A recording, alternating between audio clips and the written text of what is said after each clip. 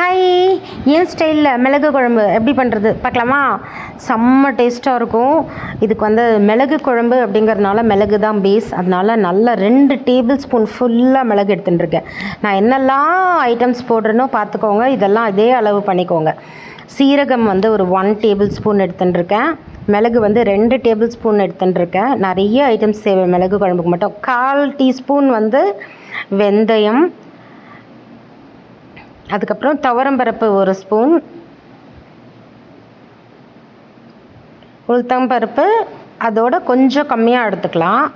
துவரம்பருப்பு அளவுக்கு எடுத்துக்க வேண்டாம், அதோட கொஞ்சம் கம்மியாக எடுத்துக்கலாம்.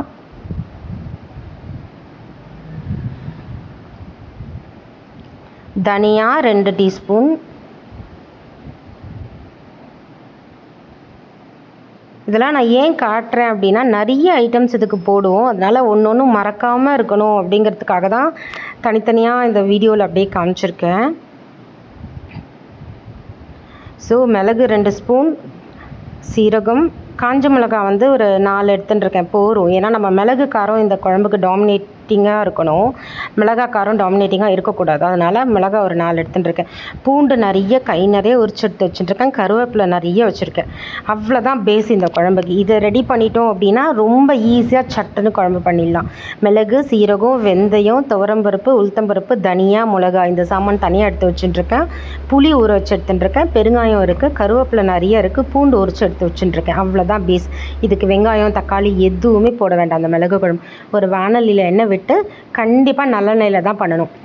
சும்மா சொட்டே எண்ணெய் விட்டு இப்போ என்ன பண்ண போகிறேன்னா, இந்த ஃபஸ்ட்டு சாமான்லாம் எடுத்து வச்சுட்டுருக்கோம்ல, இதெல்லாம் நல்லா வறுத்துக்க போகிறோம். வாசனை வர வரைக்கும் நல்லா வறுத்துக்க போகிறோம். ரொம்ப நல்லாயிருக்கும் வாசனை. தனித்தனியாக நீங்கள் வறுத்துக்கிறதா இருந்தாலும் வறுத்துக்கோங்க. ஆனால் நான் எல்லாத்தையும் ஒன்றா போட்டு தான் வறுக்க போகிறேன். ஸோ எல்லாத்தையும் ஒன்றா போட்டு இந்த நல்லெண்ணெயிலையும் இந்த சாமான்லாம் வறுப்படும்போது அப்படி ஒரு என்ன சொல்கிறது, வீடே மணக்கும். ஸோ இதை நல்லா வறுத்துக்கலாம். நல்லா செவக்க இதை நல்லா வறுத்துக்கணும். இது எவ்வளோக்கு எவ்வளோ நல்லா வறுப்படுறதோ அவ்வளோக்கு எவ்வளோ நல்லாயிருக்கும். ஸ்லோ ஃப்ளேமில் தான் நீங்கள் வறுக்கணும். நம்ம ஃபாஸ்ட்டாக வச்சுக்கோங்க, சட்டுன்னு கருகி போய்டும், நல்லா இருக்காது. அதனால் நல்ல ஸ்லோ ஃப்ளேமில் பொறுமையாக இதை நல்லா இந்த சாமான்லாம் வதக்கிக்கலாம். இது வதக்கும் போதே பூண்டும் கருவேப்பிலையும் போட்டு கூட வதக்கிடலாம்.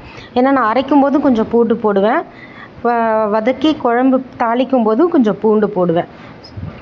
பூண்டு சாப்பிடாத வாழ்க்கை இந்த மாதிரி அரைச்சி போடும்போது உள்ளே போயிடும், வேறு ஒன்றும் இல்லை. அதுக்காக தான் இதோ வதக்கும் போதே ஓரளவு இந்த பருப்பு இதெல்லாம் கொஞ்சம் செவந்து வரும்போது நான் பூண்டும் சேர்த்து இதோடு வதக்கிக்கிறேன்.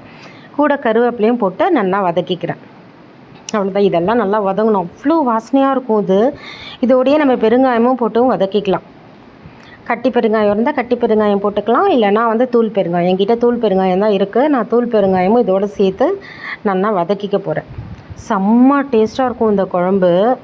நல்ல கார சாரமாக இதுக்கு ஒரு சுட்ட அப்பளம் தொட்டுன்னு சாப்பிட்டா அடடா வேறு வேண்டவே வேண்டாம் உலகத்தில் அப்படின்னு தோன்றும். பெருங்காயமும் போட்டுருக்கேன். இதில் குழம்பு பண்ணும்போதும் நான் கொஞ்சம் பெருங்காயம் போட போகிறேன். அதனால் இதில் கொஞ்சம் போட்டுட்டு அதுலேயும் கொஞ்சம் போடுவேன். அவ்வளோதான். இதை நல்லா வறுத்துக்கலாம். இங்கே பாருங்களேன், நல்லா கருவேப்பிலெல்லாம் நல்லா பொரிஞ்சு வந்துடுது. பூண்டெல்லாம் செவக்க ஆரம்பிச்சிடுது. நம்ம போட்ட பருப்பு, தனியா, மிளகு, சீரகம், வெந்தயம் எல்லாமே நல்லா செவந்துன்று வருது. இதை வதக்கின்ட்டோன்னா அவ்வளோதான். எடுத்து தட்டில் கொட்டி எடுத்து வச்சுட்டேன். இப்போ இதை மிக்ஸி ஜாரில் போட்டு ஆறின பிற்பாடு இதை அரைச்சி எடுத்துக்கலாம். நல்லா பவுடராக அரைக்க வேண்டாம், தண்ணி கொட்டி நல்லா விழுதாக நைஸாக அரைச்சிக்க போகிறோம். சூப்பராக இருக்கும். இதை அரைச்சி எடுத்துட்டோன்னா அவ்வளோ வாசனையாக இருக்கும். இதை அரைச்சி எடுத்துகிட்டு வர அந்த இதுவே அவ்வளோ வாசனையாக இருக்கும். இந்த மிக்ஸி ஜாரில் போட்டு நல்லா பாருங்களேன், பட்டு மாதிரி அரைச்சி எடுத்துன்னு வந்துட்டேன். அவ்வளோதான். இனி ஈஸி குழம்பு பண்ணுறது. அப்படியே கடுகெல்லாம் தாளித்து அதே பாண்லியில் கொஞ்சம் எண்ணெய் நிறையா தான் தேவைப்படும் மிளகு குழம்புக்கு.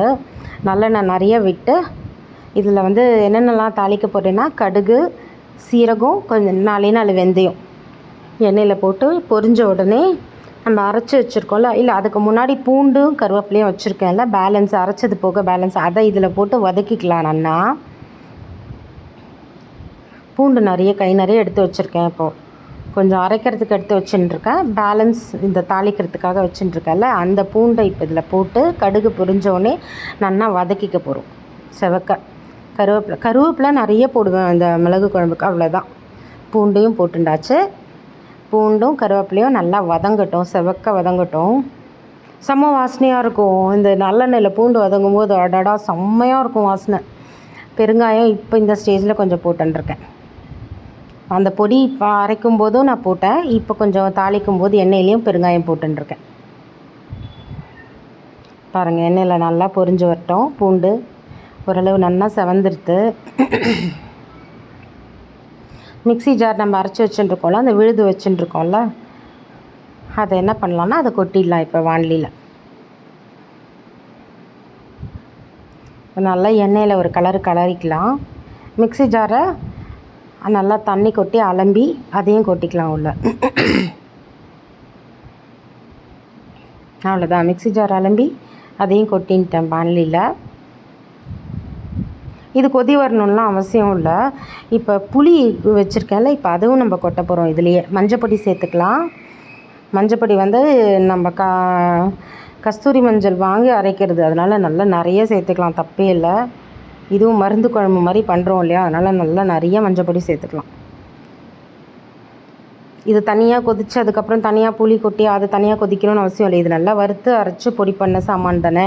அதனால் என்ன பண்ணலான்னா புளி தனியாக கரைச்சி வச்சுக்கிறோம்ல, அந்த புளியை இதிலையே கொத்திட்டு எல்லாமே ஒன்றாவே நல்லா கொதிக்கட்டும். இதை நல்லா நான் எண்ணெயில் ஃபஸ்ட்டு மிக்ஸ் பண்ணிவிட்டு புளி கரைச்சி வச்சு எடுத்துட்டுருக்கேன். அந்த புளியையும் இதோடய கொட்டிடலாம். அவ்வளோதான், வேலை முடிஞ்சது. குழம்போட வேலையே முடிஞ்சது, அவ்வளோதான். எல்லாமே ஒன்றா கொட்டிண்டாச்சு. இப்போ புளியோட பச்சை வாசனை போகிறதுக்கு நம்ம டைம் கொடுக்கணும், அவ்வளோதான். அது நல்லா கொதிக்கணும்.